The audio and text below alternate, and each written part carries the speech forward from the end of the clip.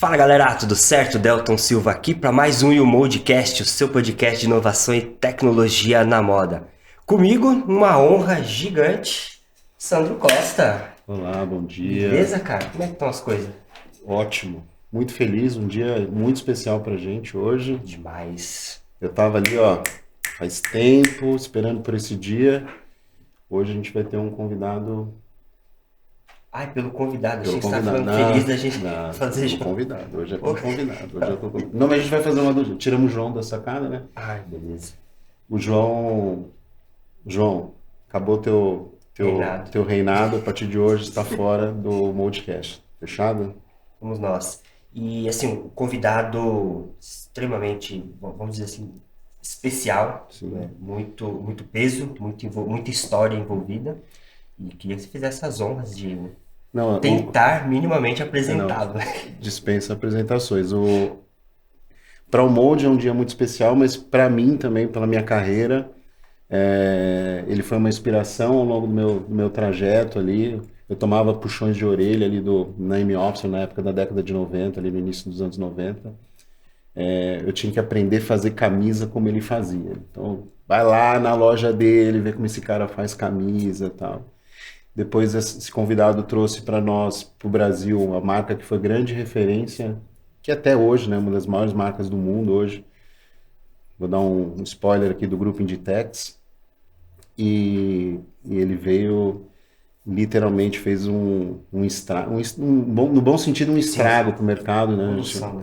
As marcas tiveram que reaprender, né? Ter que surfar um novo momento pós a entrada dessa marca no Brasil. Então, com muito prazer, muito feliz, quero te agradecer pela oportunidade. Acho que todo mundo que nos acompanha vai adorar demais o episódio de hoje. Pedro Janot. Pedro Janot, o microfone é teu. Ok. Bom, primeiro, eu realmente sou um cara muito grande, né? Tenho 1,88 m, 95 quilos e fiquei maior ainda porque eu não me mexo. Então, é uma mala sem alça. Mas a minha história, eu vou passar rapidamente nela. A minha história profissional, ela começou na Mesbla, em 1980, eu com 18 para 19 anos, fui chefe de seção de vendas, fui comprador, saí 6 anos depois, por uma única razão, eu não acreditava na cultura da empresa, por um modelo muito fácil de entender. Quando o proprietário da Mesbla, na época, entrava no elevador, os seguranças não deixavam nenhum comprador, nenhuma pessoa do staff dele subir com ele. Ou seja, ele desprezava os valores mais importantes da companhia, que eram seus compradores, seus gerentes de compra, suas assistentes, etc. Fiquei lá 6 anos, fui para o projeto das lojas americanas. Quando o Garantia comprou as Americanas, a companhia que já era centenária, e essa foi uma vivência de 9 meses, e foi quando, no meio do caminho, o José Paulo do Amaral falou para mim, que era o CEO da época, sócio com ações da Americanas, e falou: nós temos um banquinho guardado para você, se você quiser. Trabalhei 9 meses, quando eu falei: bom, entreguei tudo que vocês me pediram, e que banquinho é esse? Eles tinham acabado de fechar um negócio com a Richards. A Richards tinha, naquela época, 3 lojas. 3 ou 4, não me lembro. Estou falando de 87. Teve um plano econômico em 86, teve alguma coisa violenta no mercado, mas, de qualquer maneira, em 87 eu entrei na companhia e estou trabalhando diretamente com os donos, que eram Sandra e Ricardo Ferreira. E era um casal que tinha uma vida, um estilo de vida muito saudável, ou seja, já comiam comida mediterrânea, já não corriam, andavam, para não machucar todas as articulações. Eles tinham uma resolução, tiravam férias 2 a 3 meses por ano, tinham dinheiro. Mas eles chegaram num momento que tiveram que fazer uma opção, e nessa opção eu estava jogando esse jogo, e rapidamente o objetivo era ser gerente de compras. No ano seguinte eu já era o CEO de fato, e depois eu me transformei no CEO de direito. Passado a Richards, foram 10 anos nessa companhia. Quando eu saí, ela tinha 45 lojas no Brasil, né, no Nordeste Maravilha e Sul Maravilha, né? E fui contratado para trazer a Zara para o Brasil. E os espanhóis tinham muito medo do Brasil. A Zara quase não entra no Brasil. No momento que eu estava contratado, tinha muita crise, muita turbulência aqui, e a aversão ao Brasil cresceu, mas o processo, a companhia é muito rápida, já tinha acontecido. Zara foram 8 anos, eu precisava desse tempo para acertar produto, acertar todas as variáveis do varejo e poder sair. E o pior de tudo é que nesses 8 anos a Zara cresceu muito e começou a tolher o meu espaço. Espaço que nós já conversamos. Na hora que eles tolheram esse espaço, eu falei: você não precisa mais de mim. Vocês vão ter que trazer aqui agora um cara que cumpre o que vocês mandam. Bom, da Zara eu fui para o Pão de Açúcar como vice-presidente de não alimentos. Fiquei lá 1 ano e depois eu fui fazer a startup da Azul Linhas Aéreas. Em 12 anos nós tínhamos já 30% do mercado, ou caminhando para os 30% do mercado. Companhia eleita no Brasil como a melhor companhia aérea em qualidade do Brasil, e no mundo, depois que nós começamos a fazer os voos internacionais, eleita a companhia de melhor qualidade do mundo, competindo com o Etihad, com todas aquelas do Golfo Pérsico, que são patrocinadas pelos seus governantes.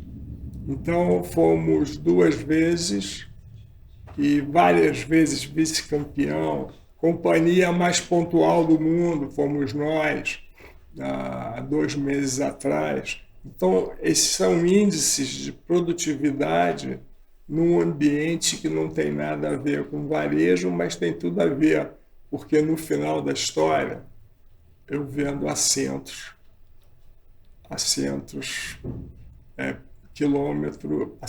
por quilômetro. Então, não deixei de varejar, continuei varejando. Então, rapidamente, essa história, mas toda essa... mas tem mais história. Aí eu caí do cavalo em 2011, novembro de 2011, fiquei tetraplégico, fiquei mais de 1 ano na Azul e passei por momentos dificílimos, que eu queria a minha vida de volta. E o que eu faço hoje, eu sou sócio de uma financeira, de uma companhia chamada Solo, que é também coproprietária da B3, que é a nova bolsa de companhias médias, ou seja, um patamar para B4, que é o Ibovespa, e trabalho o meu conteúdo para passar o meu conhecimento através do Instagram, palestras, conselhos, mentorias, e está faltando alguma coisa. Escrevi 3 livros, Maestro de Voo, A Vida é o que você faz com ela, e recentemente eu fiz o livro... Hein? Focado em pessoas. Focado em pessoas. É tão novo que eu esqueço o nome. Focado em pessoas que já estão nas grandes... Está definido já o nome? Que de repente você não lembra. Não, Então, não. Tá definido. Já está na prateleira já. Tá. Na prateleira da vida. Então essa é uma história longa, contada... Linda. Obrigado. História linda. Contada em 10 minutos. Muito bem. Então é isso. Pedro, eu vou tentar traçar uma trilha e olhando assim a tua história, tem um ponto em comum em todas essas empresas na sua jornada, que é todos para um cliente, né? O cliente. Independente se era uma companhia aérea, se era na moda, o cliente. É. E aí eu queria que você trouxesse um pouquinho assim a tua visão toda essa sua jornada, como é que você vê essa evolução desse cliente, né? Como ele pensava, como ele está hoje. Como é que você vê o desafio do varejo hoje, olhando toda essa sua jornada para o cliente? Bom, olhando para o cliente é um exercício, porque não é olhar para o cara que está dentro da sua loja. É como esse cara transita no mundo, né? E que nesse mundo está o mundo digital, como é que ele transita em todo mundo, qual é o restaurante que ele vai, qual é a praia que ele vai, qual é a serra que ele vai, qual é o carro dele. Você tem que conhecer o cliente em todos os seus momentos da vida, porque você vai fazer parte de um pedaço dessa vida. Então, o tempo inteiro foi entendendo como se comportava cada cliente na empresa que eu trabalhava. Então, isso me trouxe muito perto dele, me trouxe muito perto das equipes de venda, muito perto das equipes, porque eles sabem mais do que qualquer um na companhia.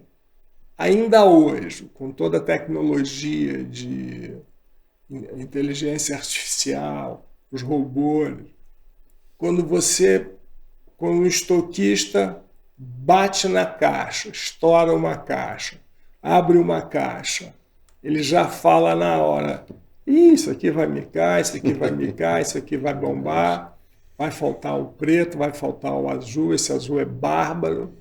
Ele já dá a linha toda. Então, eu sempre andei muito perto dos clientes externos e internos, porque eles é que estão no dia a dia tomando tiro de bazuca, granada, drone. Está tudo passando por ele. Se você não tem uma relação direta, tranquila, sem barreiras com ele, você vai ter boas informações. É lá onde tudo acontece, né? Às vezes a gente fica muito preso a painéis, a dados, ao escritório, mas é lá no front, principalmente com o time de vendas, né? Que você tira informações mais ricas, né? É lá que está. E fora bater a concorrência, porque não tem ninguém morto e não tem ninguém bobo, né? Bater a concorrência, ver se tem alguém fazendo alguma coisa nova, se entrou alguma companhia nova internacional, o que os caras têm. Quer dizer, então, você tem que entender o seu ambiente corporativo do consumidor e o que é oferecido por esse consumidor. Então, essa sempre foi a minha escola. E eu entro numa loja, qualquer uma, e falo, essa loja, o gerente esse gerente é um cara que não funciona. Essa loja tem um gerente legal. Vou tentar falar com ele se eu quiser uma informação.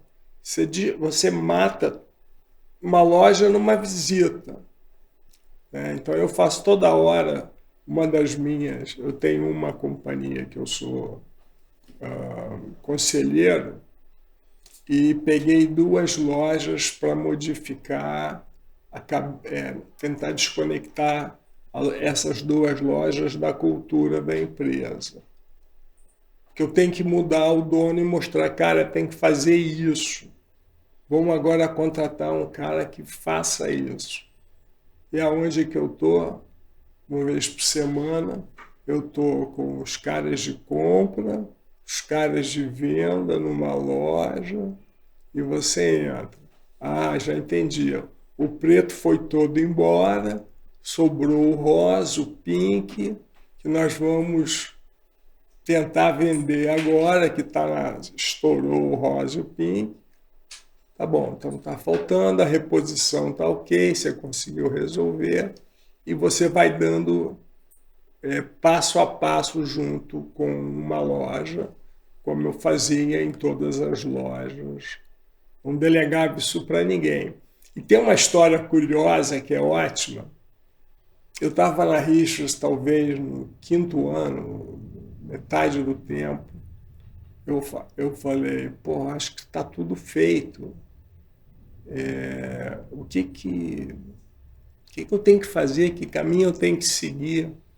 Aí o gerente do Rio Sul passou no escritório e tal. Eu falei, não, eu vou tirar férias. Eu falei, me dá a chave da loja, me ensina, eu vou amanhã te encontrar para você me passar todos os macetes, que eu vou assumir a loja como gerente.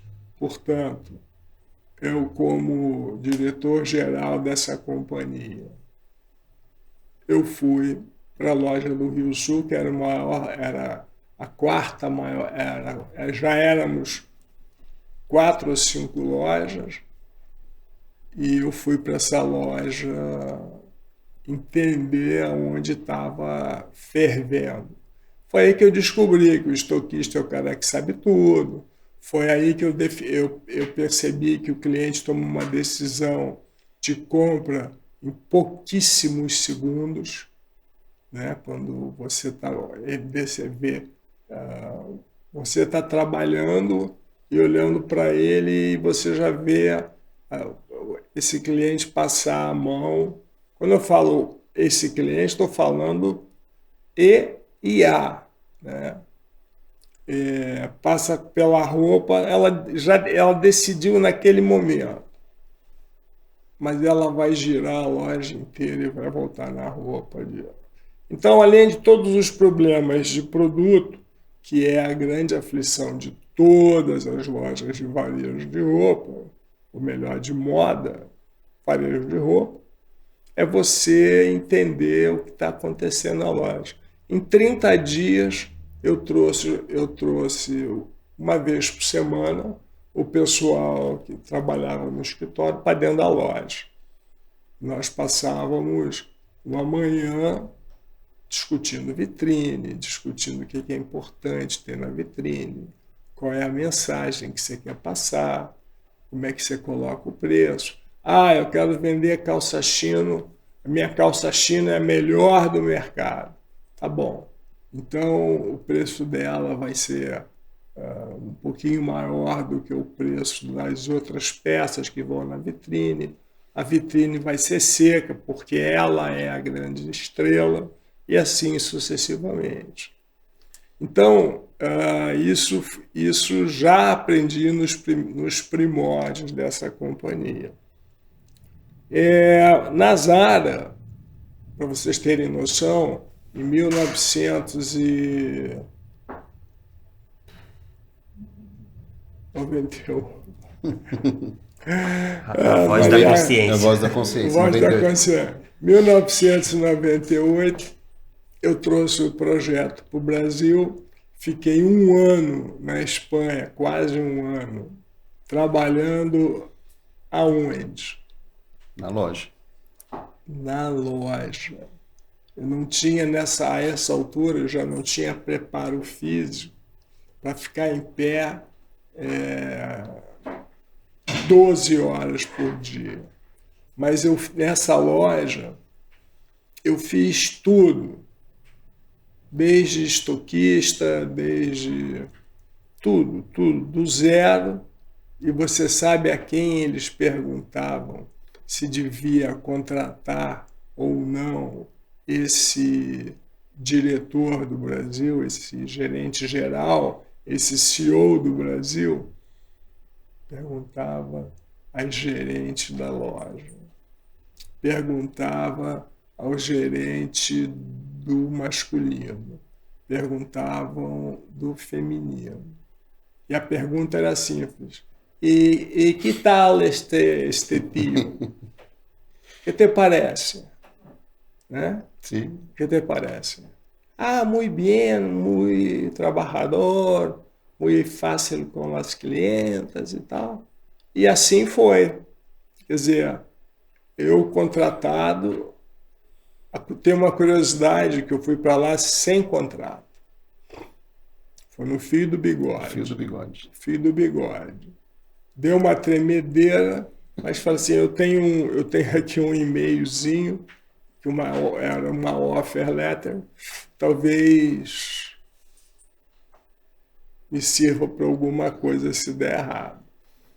E nesse ano eu trabalhei em várias lojas de várias cidades da Espanha, da Europa, e quando entrei, os pedidos da loja eram feitos por fax.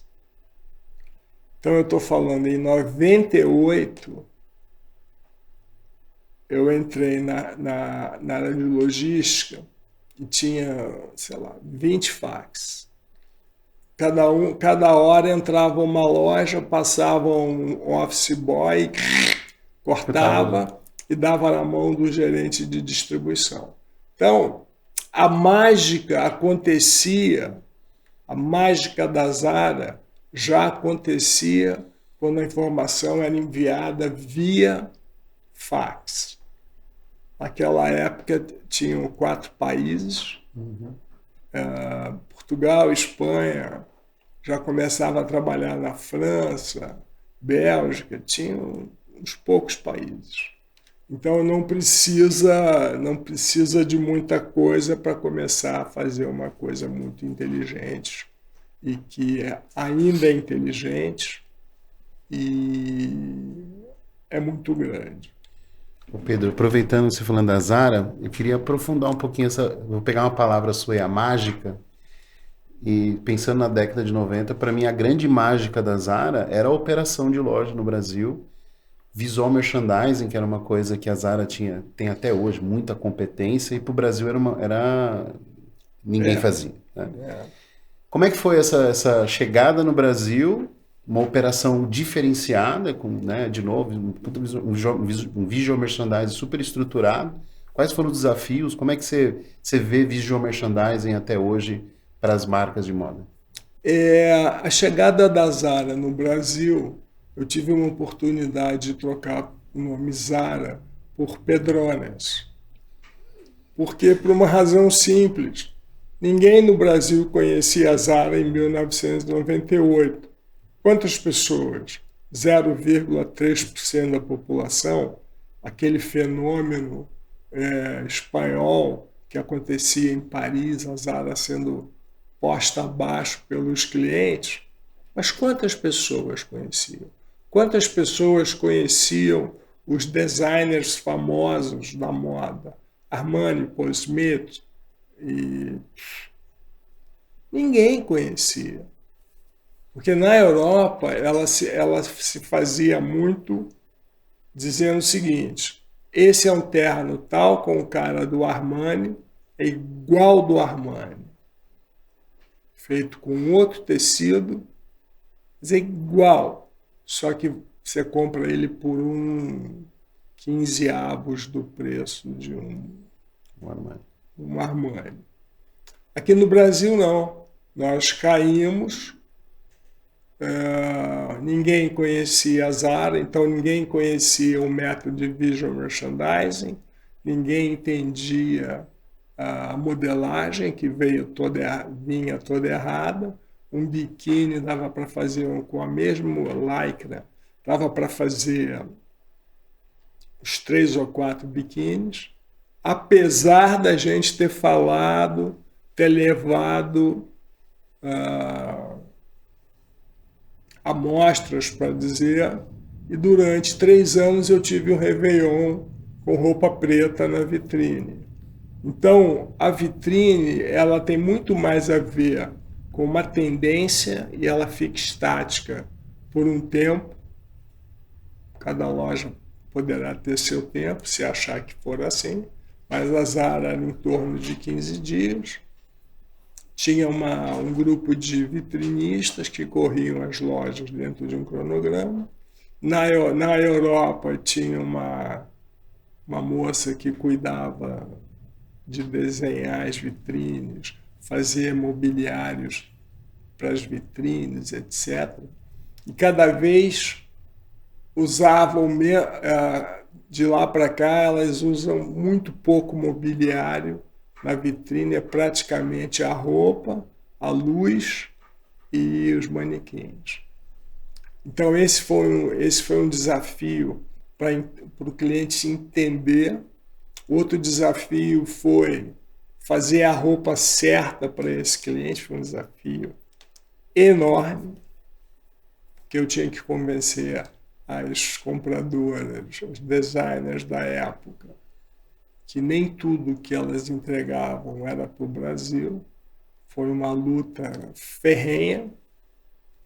E então eu falei da vitrine, falei do autosserviço, porque o visual merchandising facilita o autosserviço. E o quarto grande desafio foi exatamente chegar na roupa certa, na hora certa. Então, 3 anos vendendo roupa preta. Em dezembro, Réveillon adentro, era um negócio que eu gritava pelo telefone, eu pegava o avião. Vocês estão malucos? E uma companhia inteligente como aquela demorou 3 anos para ajustar. Mas ajustou. Mas ajustou. Por quê? Porque a gente foi muito insistente, levávamos as informações, fazíamos na época books de capa de revista, de interior de revista, tudo branco, tudo amarelo claro, azul claro. E essas pessoas de produto jogavam isso em algum lugar e não liam. Então, foi um desafio enorme cruzar essas 4 fronteiras do modo Zara de fazer as coisas.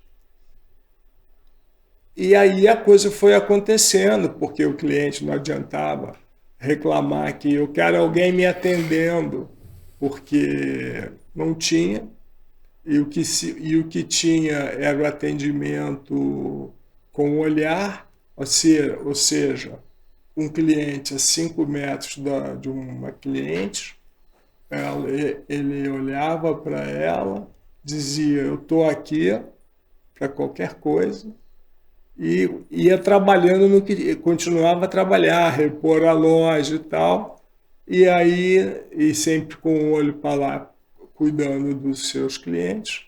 Em algum momento a cliente levantava a cabeça, procurava, tinha um vendedor ou uma vendedora com ela. Então, tudo isso, está tudo muito bonito agora, mas foi duro a parte de logística, que seria a quinta coisa. Na Europa, nos Estados Unidos, você liberava a mercadoria, quer dizer, para pegar o manifesto de carga, você pegava na hora que o avião pousava. Quando nós começamos a fazer o fast fashion, ou seja, não estocar no armazém central e mandar de avião, a mercadoria demorava para pegar o manifesto de carga, para botar para o sistema de avaliação da alfândega, 15 dias.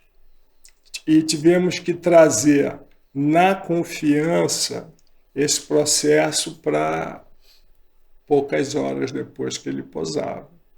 Então, a operação hoje no Brasil é tal qual existe no mundo inteiro. Mas... E aí tinha uma outra coisa muito importante, que você tinha que falar a verdade. Ou seja, a verdade nunca pode estar longe da gente. A verdade tem que ser colocada crua e nua. Mas, ao falar com o cara da alfândega, que por si só já é desconfiado, né, porque quem é essa companhia que está trazendo um monte de coisa e tal, não sei o quê. Porque em 98 ninguém trazia. Né? E, enfim, então ganhar confiança, mostrar necessidades, botar o gerente de logística plantado no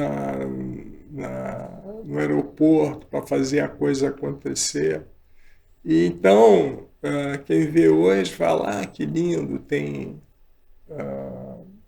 etiqueta eletrônica, como é que é o nome da etiqueta? RFID. RFID na roupa e tal. Isso botou uma distância das demais empresas que não tem, gigante. Então, essa foi a passagem com a Zara em 2002. Ortega veio ao Brasil. Então, a gente abriu a primeira loja em 98. 3 anos depois, Ortega desembarca aqui em maio, porque a venda não saía. Eu falei, Ortega, o problema não é meu, o problema é que as compras estão muito inadequadas. E aí Ortega resolveu vir ao cliente. Então, primeiro, o Ortega, ao chegar na loja, parecia um popstar. Todas as meninas ficavam perto dele, queriam dar um beijo nele e tal. E com uma tabela de pesetas, ainda não era euro, de pesetas para real, ele visitou as grandes marcas do Brasil feminino. E ele falava, bom trabalho dessa marca XYZ. Passamos uma manhã fazendo isso e ele falou, tenha calma que as coisas vão... Continua lutando que as coisas vão ficar boas. Fica tranquilo. Então foi esse o processo, o Ortega, para vir a um país 12 horas da terra dele, para ver o que estava acontecendo, que eu falava para ele, a cada trimestre eu ia para a Espanha e falava, Ortega, o amarelo, olha o amarelo do Brasil, não tem nada a ver com o amarelo que vocês estão me mandando, o europeu. Explicava que a luz faz diferença. Quantas vezes nós viajamos e compramos uma peça lá em Nova York, a gente fica se achando lindo de morrer, chega no Brasil, ela não orna, ela não mete, ela não tem fica no armário, porra. Sim. Por quê? Porque você tava lá, indo aqueles restaurantes maneiros e vendo aquela vitrine fantástica, as vitrines fantásticas, as oportunidades, e você comprava, chegava aqui. Estou falando mentira ou verdade? Total verdade. E aí você sabe qual era a pergunta que o Ortega fazia para mim? Ele deixava eu falar aquilo furiosamente, porque em 98 eu devia ter perto dos 38, 40. Deixava eu furiosamente falar e ele perguntava: e las niñas? Tem visitado a tienda? Só me perguntava essa. Aí você fazia assim.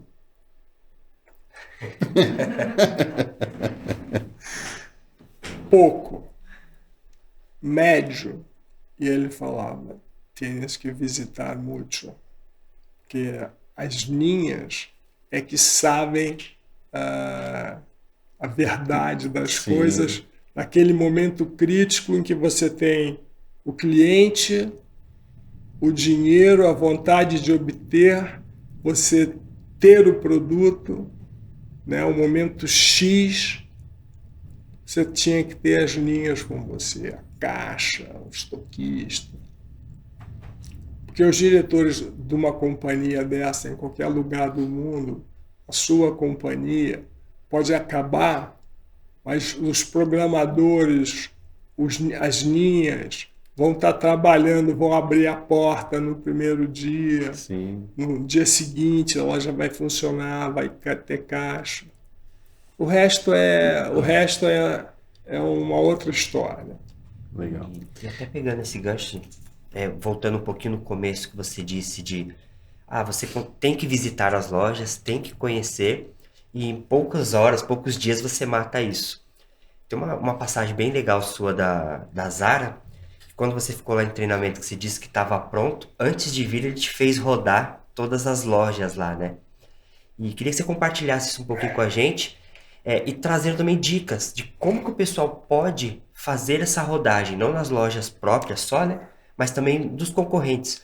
Como que analisa, o que você anotava naquele seu caderninho mágico para poder saber? Essa é uma história muito curiosa. O Ortega tinha um sobrinho fundador da companhia junto com ele, mas que não era o Ortega, e tinha um poder na companhia em todas as áreas.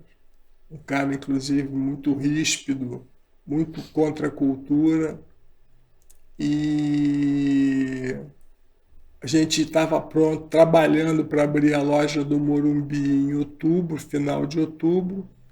Eu cheguei para ele e falei: o que eu estou fazendo aqui?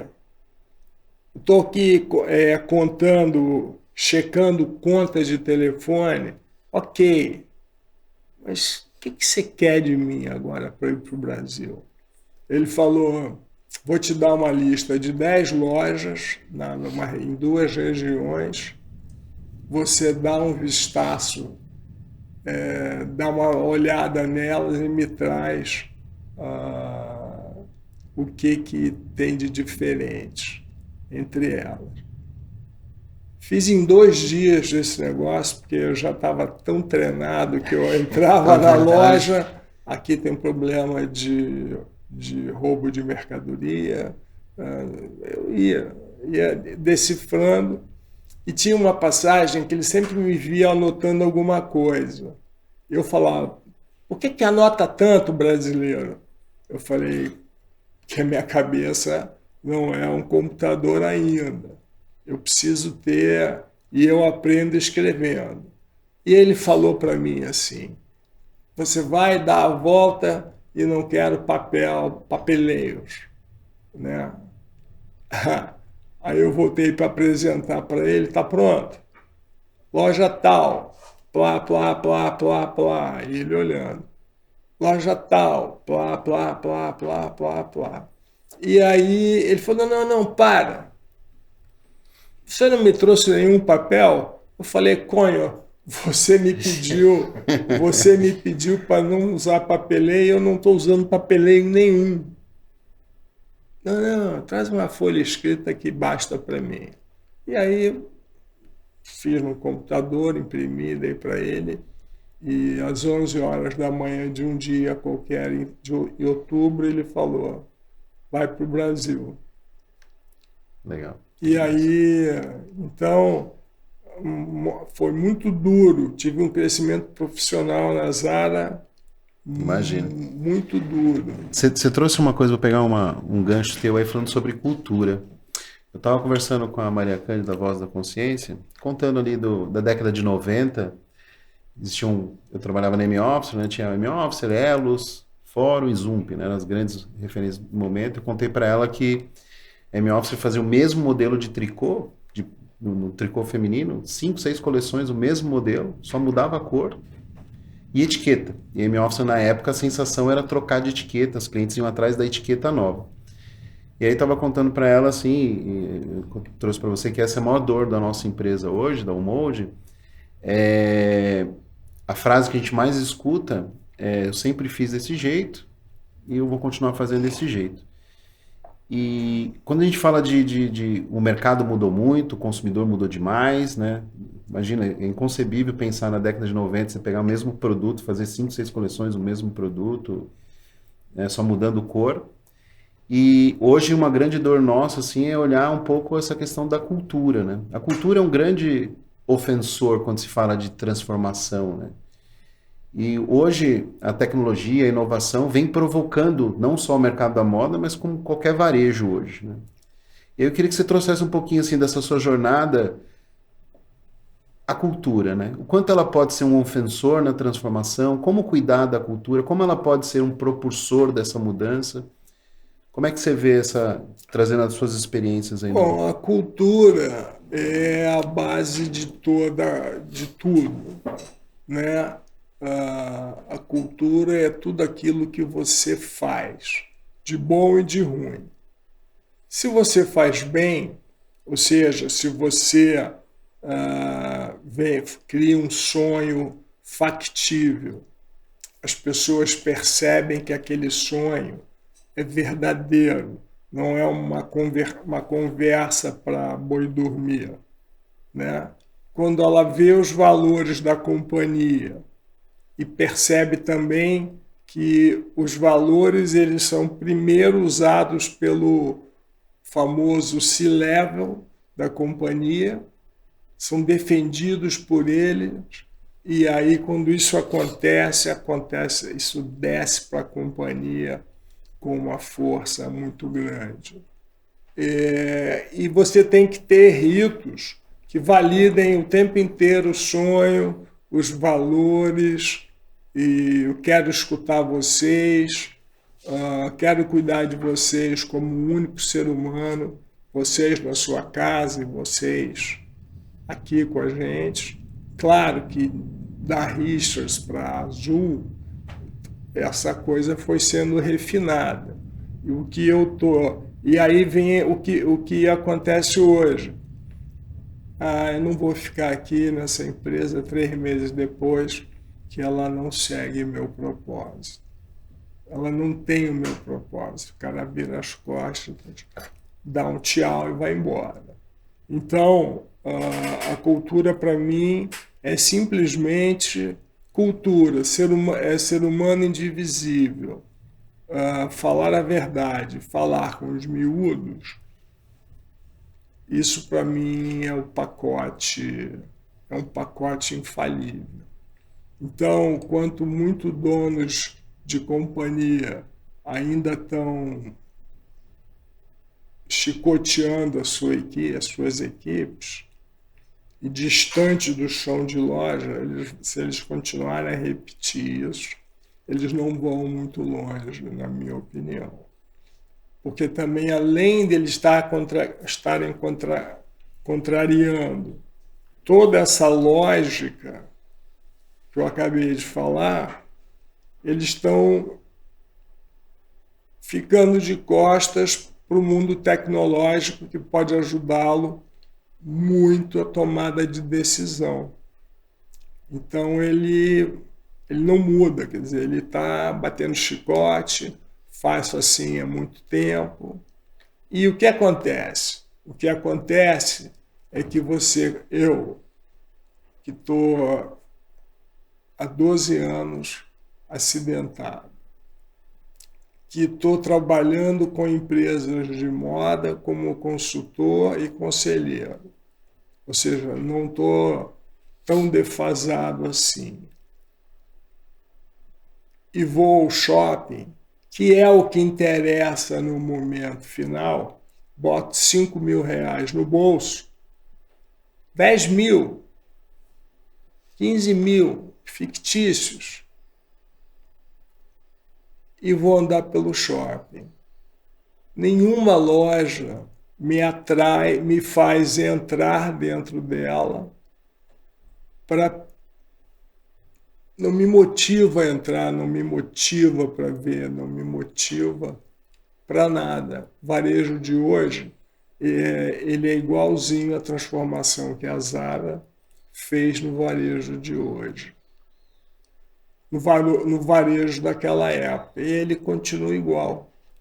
Dá susto, né, de você constatar que as marcas continuam fazendo a vitrine do mesmo jeito, as pilhas, marcação de preço, tipo de vendedor. Essa é a minha constatação. Porque eu tenho, além de 12 anos de acidente, eu tenho 5 de aviação. Portanto, eu fiquei 17 anos, entre aspas, fora do varejo, e o varejo continua não me atraindo. Não entro nas lojas porque não me dá vontade. Legal. E aí, quando se fala de cultura, a gente fala de pessoas, né? E aí eu queria explorar um pouquinho esse seu lado pessoas, né? Dentro dessa jornada também. Como é que você vê hoje, até você acabou de contar do teu livro em relação a pessoas, a gente falando de futuro, tecnologia, inovação, como é que vai ser essa pessoa no futuro? Como é que você vê esse profissional do varejo para o futuro? Falo com você em 2 minutos. Carlinhos, me dá uma mudada de assento, por favor. Quer fazer como, Pedrão? Me puxa para trás. Me puxa para trás. Escorregar um pouco? Não, acho que é para ficar... Vamos, me cola mais no banco, eu te digo. Quer mais? Hein? Você faz? Vamos ver se... Acho que é por aí. Tira espaço. E até enquanto ele se ajeita ali, para você ver que interessante essa colocação dele da questão do varejo, né? Assim como ele vem dizendo, a gente sente que falta aquele a mais no que vem sendo feito há muito tempo. Que você puxou de VM, né? Então, cara, como é que a gente pode unir VM com tecnologia, com pensamento no cliente, entender o que o cliente quer para atrair ele mais para dentro, né? Então, Tá bom. ficou uma boa Sim. reflexão para a gente pensar nesse aspecto, né? Atropelando um pouco a sua pergunta, Sandro, o VM, ele, além de ter que ter muito gosto e fazer chover com as peças que tem na loja, o VM tem que trazer os números do que ele fez na loja e o que mudou a venda desse produto. Não é mais uma pessoa que faz uma coisa linda e sai da loja e fala, deixei a loja linda. E aí? A loja se desmontou em um dia, já não tinha mais nada daquele VM. Então, no momento que você tem uma estrutura que navega horizontalmente e todas as pessoas estão focadas no mesmo resultado, cria-se uma cumplicidade e as estruturas vão caminhando junto para a evolução. Respondendo à pergunta do Sandro,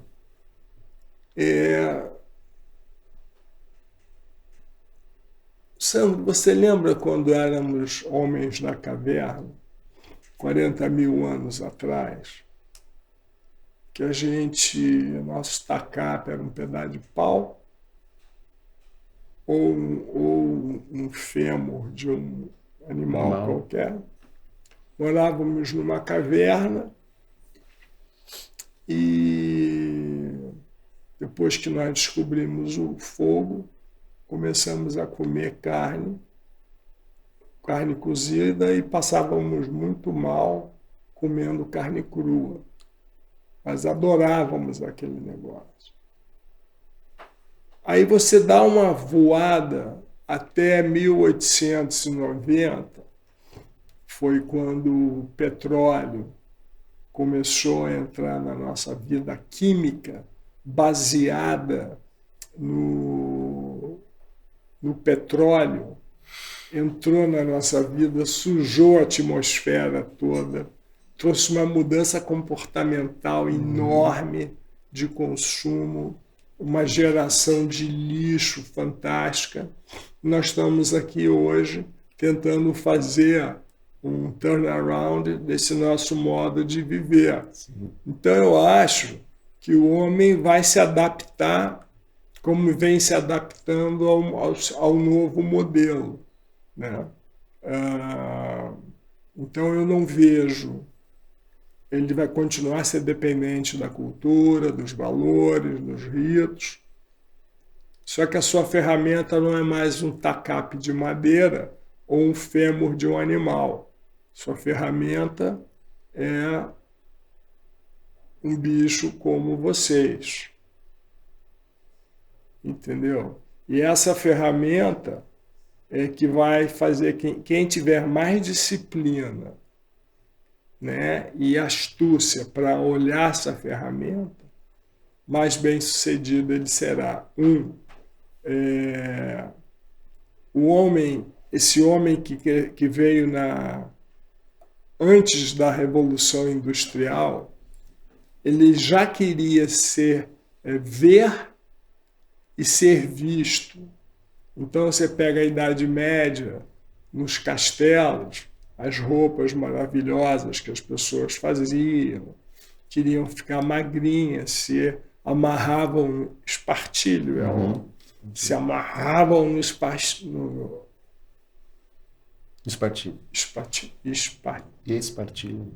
Bom, é aquele negócio. Cara. Aquele negócio, se amarravam naquilo para ficar com a cinturinha fina, né? Então, o ser humano quer ver e ser visto. Isso é algo que é inerente a toda essa... Os indígenas, eles também se adereçam.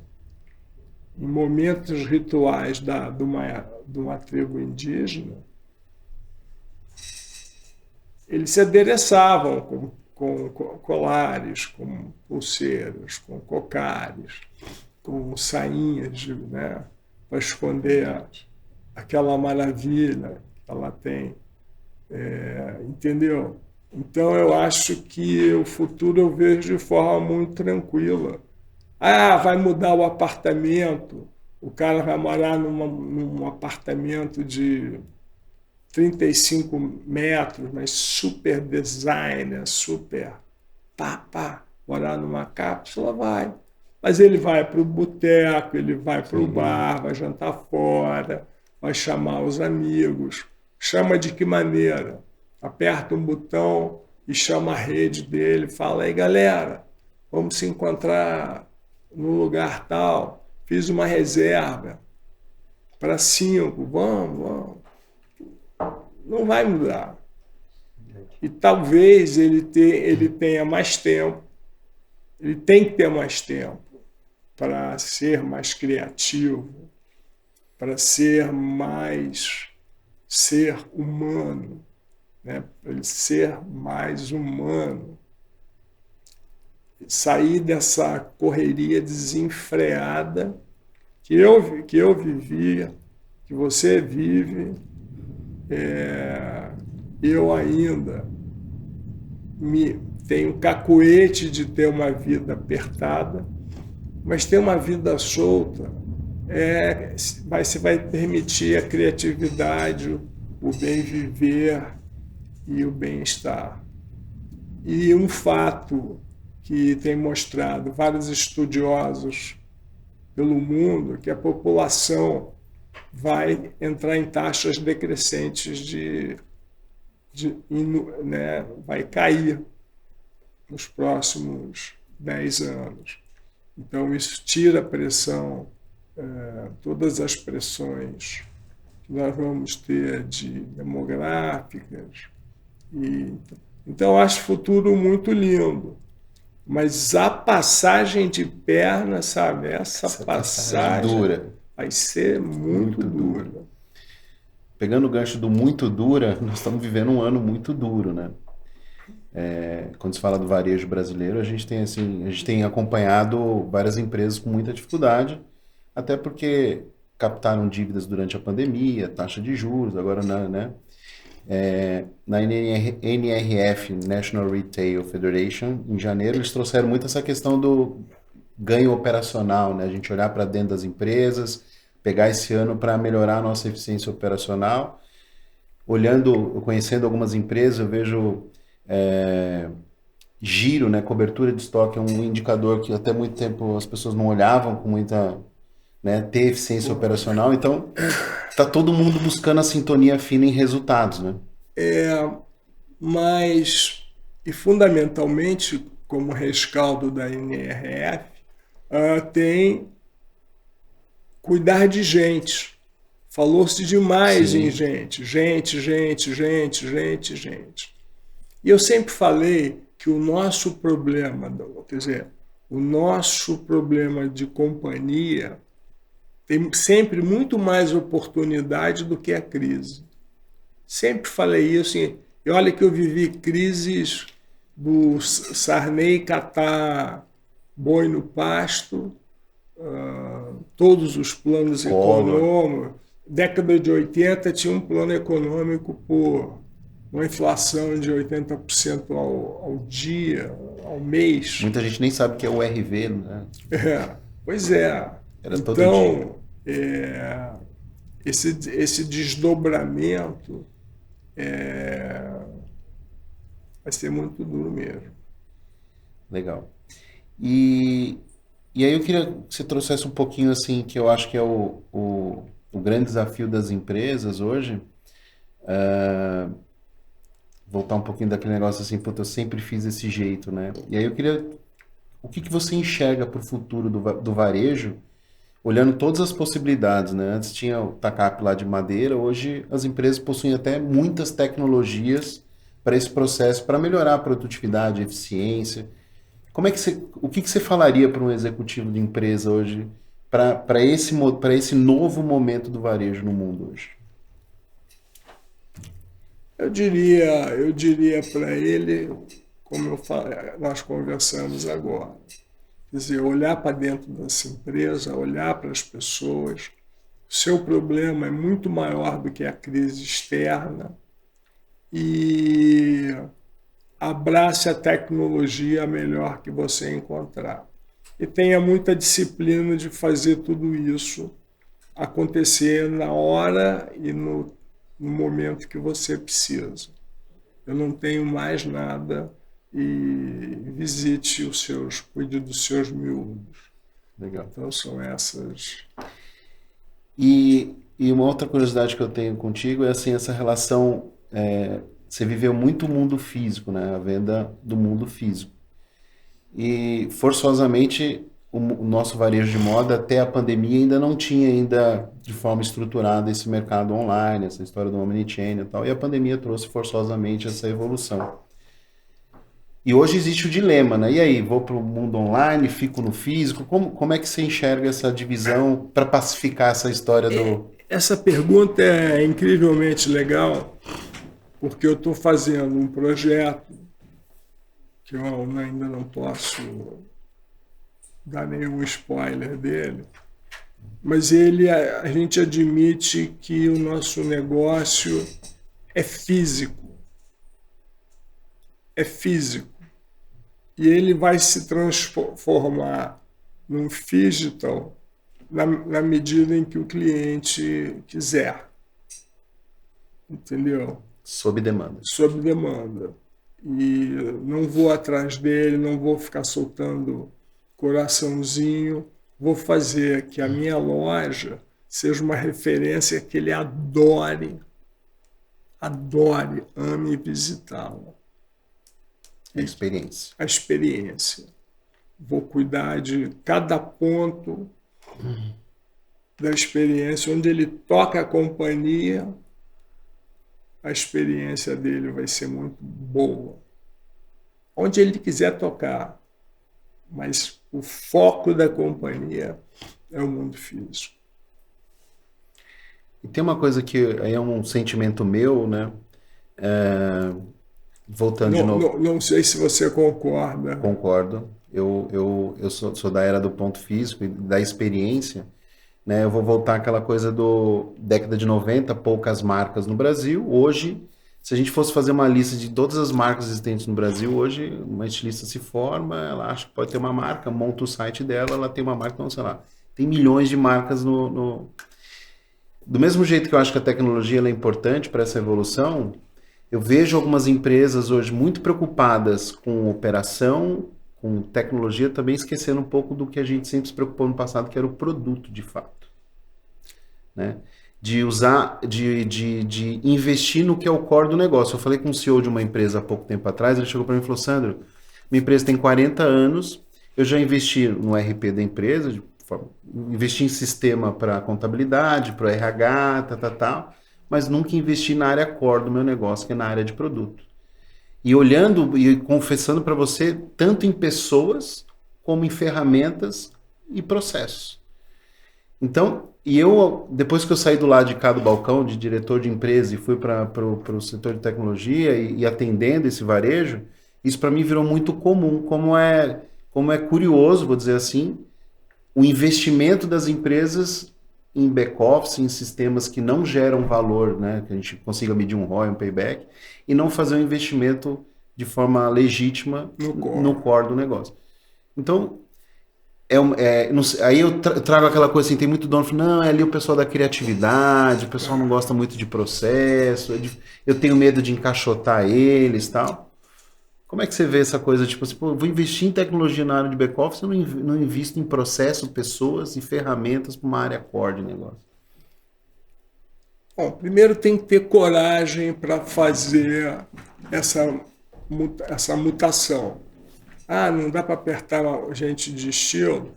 É o seguinte, os maiores pintores do mundo tinham que fazer numa tela de mais ou menos padrão, despejar toda a criatividade dele numa tela de 1 metro por 70. Porra, por que os estilistas não podem cumprir entregas de coleções e está tudo funcionando o melhor possível, na hora que é necessário? Porque varejo é timing. Que é agredidor hoje. Né? Que é timing.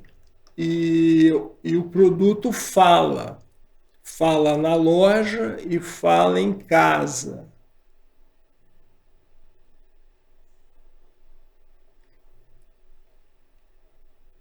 Então, acho que tem que ter coragem, e quem não tiver dentro do jeito de fazer, procure outra companhia. Eu vou bancar o risco de ter pessoas criativas que sejam capazes de pintar um quadro e me entregar na data combinada. De acordo com o tamanho da tela que ele tem, né? Exatamente. Incrível. Esse negócio da tela, ele tinha data para entregar. Chegava lá para um desses qualquer pintores famosos hoje, o cara falou: essa tela, eu sou o seu sponsor, né? Quer dizer, eu banco você.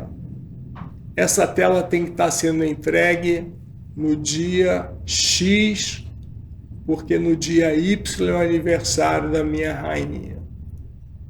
Se você não entregar, eu corto seus ovos fora. Motivação já. Desculpe o prosaico Não, das minhas palavras, Perfeito, mas ela é... mas é isso. E o cara entregava o quadro para Dona Marieta, descortinar, minha princesa, e estava lá um quadro numa tela de 2 metros por 1,5 metro. Perfeito. E o cara trabalhava, o cara trabalhava todo sujo para fazer aquela maravilha. E falando de produto, que o produto fala, independente de você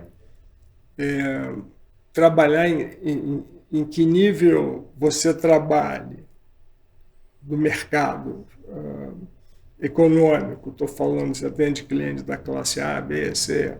Não tem mais A, B, C e tal. Tá bom, mas tem uma classificação que faz essa estratificação. Um botão não pode sair numa camisa de 999, como não pode cair numa camisa de R$ 59,90. Um botão. Ou seja, se você costurar a peça e sobrar aquele fiapinho, que eu não sei o nome, e você não tiver uma pessoa, ou um sistema, ou um processo, ou uma máquina, que pega aquela pontinha e dá uma laçadinha para ela não abrir, você está morto. Porque a dona senhora que comprou a camisa de 59 vai dizer, que porcaria essa loja. Eu usei ela um dia e caíram 2 botões. Da mesma forma que quando você chega em casa com as sacolas, a primeira coisa que você faz é jogar os produtos na cama e ficar fissurado naquelas coisas, ver se está tudo sujo, se você vai querer lavar antes de usar. E ali você tem uma outra conversa com o produto, as etiquetas que estão nele, né? Vai ter uma história, esse linho veio do infinito, do Himalaia, essa lã é feita de alpaca, etc. E você, naquele momento, vai ler aquela etiqueta, vai falar, esses caras são foda. É isso. Brain, na veia. É isso. Eu vou pegar esse teu exemplo da tela. Deixa eu só beber uma água. Deixa. Carlinhos, me dê água, por favor. Enquanto isso, eu vou te contando uma história que eu vou usar o exemplo da tela, porque hoje, dentro das nossas soluções, a gente tem um PLM, né, uma ferramenta que faz gestão do processo de desenvolvimento de coleção.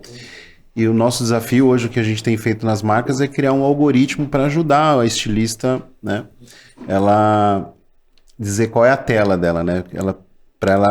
A gente quer potencializar a criatividade dela, dizendo o seguinte, olha, usa a tua criatividade nesse quadrado aqui, né? Então a gente consegue, através de atributos de produto, um crawler, a gente tem um robô que minera essas informações e traz para dentro de um PLM, através de um algoritmo, para ajudar o time de estilo.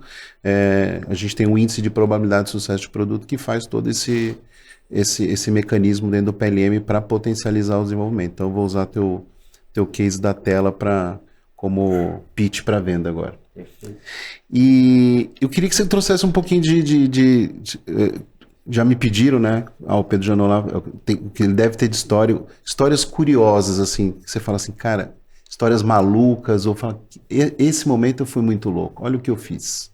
O que você contaria para as pessoas? Falar, olha como eu fui maluco aqui. Eu, como executivo, eu não tive momentos malucos. Eu tive um momento maluco de trabalhar na Zara sem contrato. Esse foi um momento maluco. Isso faz parte do grau de risco que você quer. Eu já tinha 2 filhos. e não podia brincar com isso. E eu fui, o meu contrato chegou 45 dias depois, a tramitar entre os jurídicos, jurídico do Brasil, e eu assinar. Essa eu fui loucão, mas você avalia as probabilidades de... Você pega todas as probabilidades, não, mas você fala assim, bom, eu vou trabalhar no que é certo, o que está fora do meu controle, deixa rolar. A outra coisa que eu fiz foi ir para a aviação. Eu tinha tanta certeza, porque eu tenho 4 anos de engenharia e sou formado em administração e pós-graduado em gestão de pessoas. E sou muito curioso. E eu estou contando isso porque na aviação, quando eu aceitei a aviação, eu já tinha estudado aerodinâmica, hidrodinâmica, por causa do executivo que se formou aos 14 anos, né, 13, 14 anos, velejando pinguim e laser, num grau muito alto competitivo, onde você administra aquelas variáveis, são praticamente variáveis estratégicas o tempo inteiro. Força do vento, direção do vento, marés, correntes, comprimento de ondas, densidade da água e os seus concorrentes, que estão fazendo o mesmo esforço que você. Então ali nasceu um jovem executivo que teve essa experiência, que é riquíssima. Eu vou contar isso brevemente no meu Instagram. Mas então, ir para Azul foi um passo largo demais. Com certeza você trouxe histórias do seu varejo, da tua experiência na moda, para poder aplicar também numa companhia aérea. Eu poderia, na realidade, o meu conhecimento pode ser aplicado em qualquer lugar, porque é gente. Eu domino gente, eu não tenho medo de gente, eu falo com gente. Gente fala comigo. Prostituta, bêbado, maluco na rua, fala comigo, entendeu? Isso é uma coisa atávica, né, que eu fui desenvolvendo isso pela minha vida, mas eu posso trabalhar em qualquer lugar, porque eu trabalho com gente. E gente que sabe a técnica apresenta e você tem que ter capacidade de extrair o melhor, de extrair o que essa pessoa tem de melhor para dar para ela e para os seus companheiros que estão ali assistindo uma mesma reunião no mesmo momento. Então, o meu grande conhecimento é uma vivência enorme com um conhecimento muito forte em pessoas, em alinhar sonho, valores, ritos, né? Tudo aquilo que eu já falei no começo.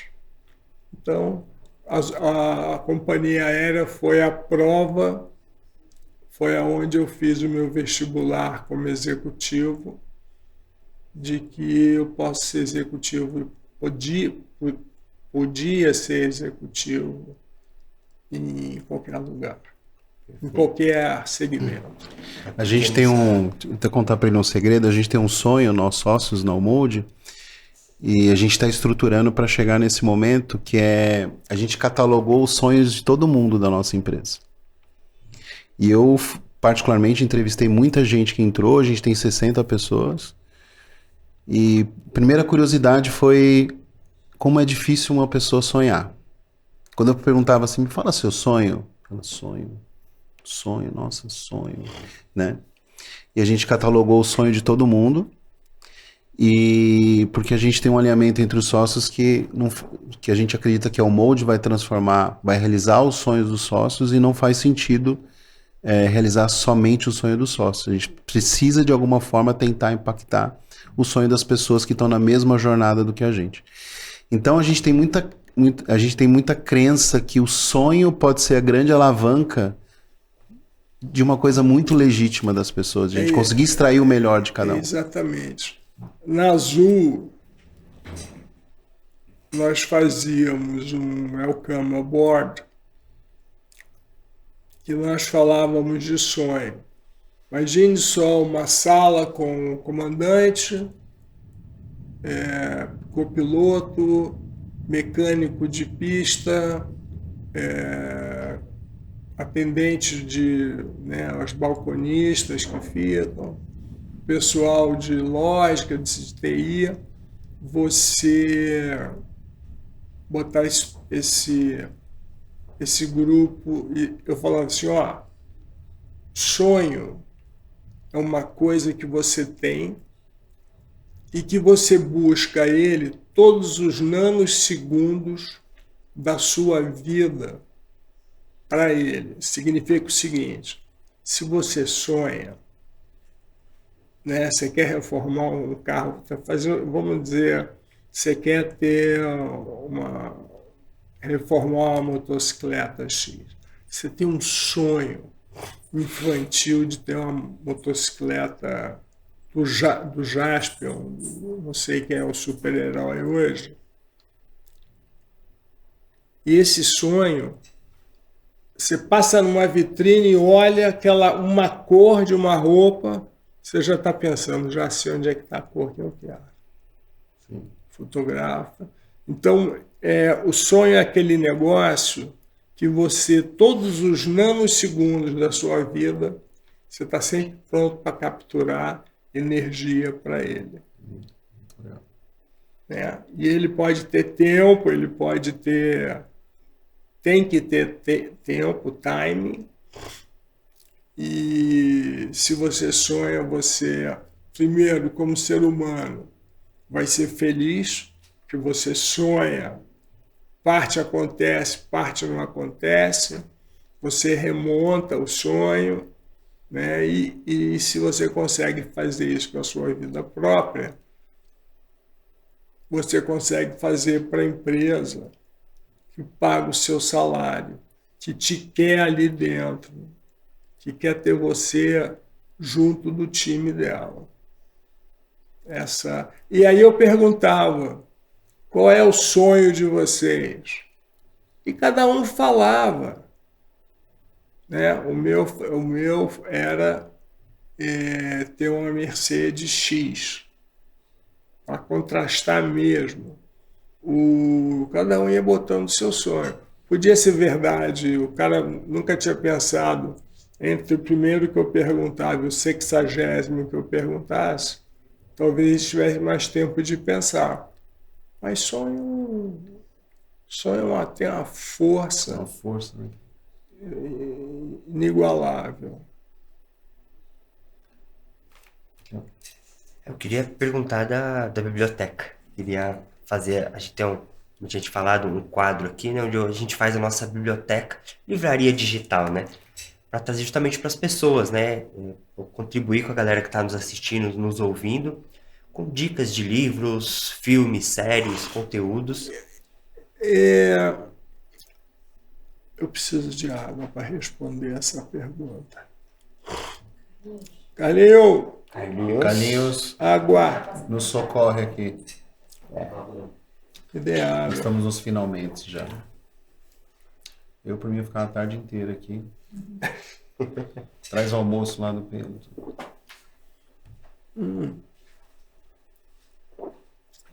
Eu tenho um tempo, 2 horas para mim, eu já tenho que ir para um tablado, me alongar, mas eu continuo. Ofereço o meu tempo para um outro bate-papo, do que você quiser. Fico feliz. Mas a gente estava falando de quê? Da biblioteca. A biblioteca digital. O que você sugere de livros, filmes, séries, para a galera que tá Isso é uma coisa muito engraçada. Eu fiz recentemente eu mudei de casa e fiz uma limpeza na minha biblioteca. Falei, isso aqui eu não li, achei uma porcaria, não sei o quê, foi limpando, cara, não tem nada a ver, tá?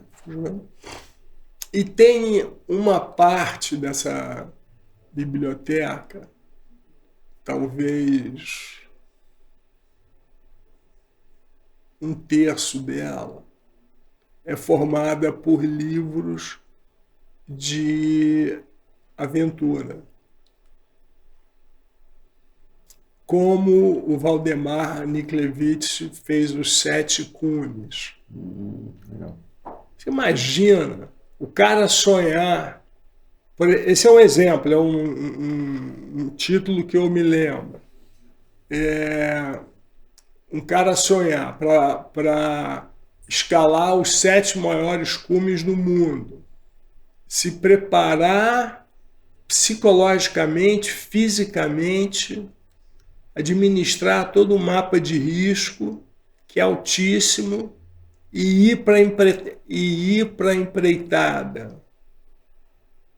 E ele te contar como é que tudo aconteceu, e o que deu certo, o que deu errado, é mais rico do que qualquer curso de mestrado. E é gostoso de ler. Então você pega um cara que, por exemplo, tem um livro do Torben Grael que conta, um livro curtinho, que conta sobre a Ocean Race, a Volvo Ocean Race que o Brasil correu, com o Brasil One. E eles quebraram o mastro indo para a Austrália. E aí pararam em Melbourne, aqui no ponto extremo, e lá do outro lado da estrada estava Sydney. Então o caminhão, eles botaram o barco. Enfim, a história toda é muito emocionante e fala de risco, de logística, de todo mundo com o mesmo sonho. Né? Então o nego montou, resumindo, o barco chegou, o mastro chegou de Antonov da Inglaterra, montaram na noite, 2 noites antes da largada. No dia da largada estavam prontos. Incrível. Isso é incrível. Isso é incrível. Demais. Tem um livro do André Fiade que foi ao Polo Sul a pé. Ele foi com um companheiro, botou a mão no Polo Sul a pé, enquanto no início do século várias expedições tentaram, e quem conseguiu chegar no Polo Sul foi um cara, o Amundsen, com os cachorros, ele era do hemisfério norte, com os huskies. Né? A história desse cara e a história do inglês que salvou toda a tripulação dele, ou seja, o capitão, para resumir a história, o capitão, tudo deu errado, e o capitão botou todo mundo no último barco, aqueles de socorro do navio, e conseguiram chegar numa determinada praia em que tinha foca para burro, e eles poderiam comer carne, ficarem bem nutridos, etc. E ele, sozinho com o outro, acho que foi sozinho, escalou a montanha de gelo de 1.200 metros de altitude, saiu do outro lado, chegou num ponto na Baía de não sei o que, ligou, e 14 meses depois ele foi resgatar a tripulação. Que demais. E a tripulação estava ali esperando ele. Quer dizer, então, nessas histórias, você vê um monte de coisa. Ele cuidou dos miúdos dele e falou, o mapa de risco é esse. Vocês ficarem comendo foca até explodirem, né? Sim. Ou alguém vier passar por nós sem querer, ou eu ir tentar buscar ajuda. Todo mundo aqueceu e ele foi. Então, a minha recomendação, agora tem para as meninas, daquelas 2 moças atravessaram o Atlântico pela primeira vez, num barco feminino. Essas aventuras foram que mais me trouxeram conteúdo, né? Porque vem no estômago, né? Vem no gut, né? Vem aqui de dentro. Legal. Eu quero saber um pouquinho desse último livro focado em pessoas. Você contar um pouquinho do como é que foi esse livro para você? Esse livro, o primeiro livro eu lancei em 2014. E eu fiz alguns capítulos com o mundo, o momento de hoje, o que a gente estava vivendo, sofrendo, e reescrevi com uma outra linguagem o que eu tinha feito no passado. Então ele fala exclusivamente de gente, todas as experiências, todas as formas,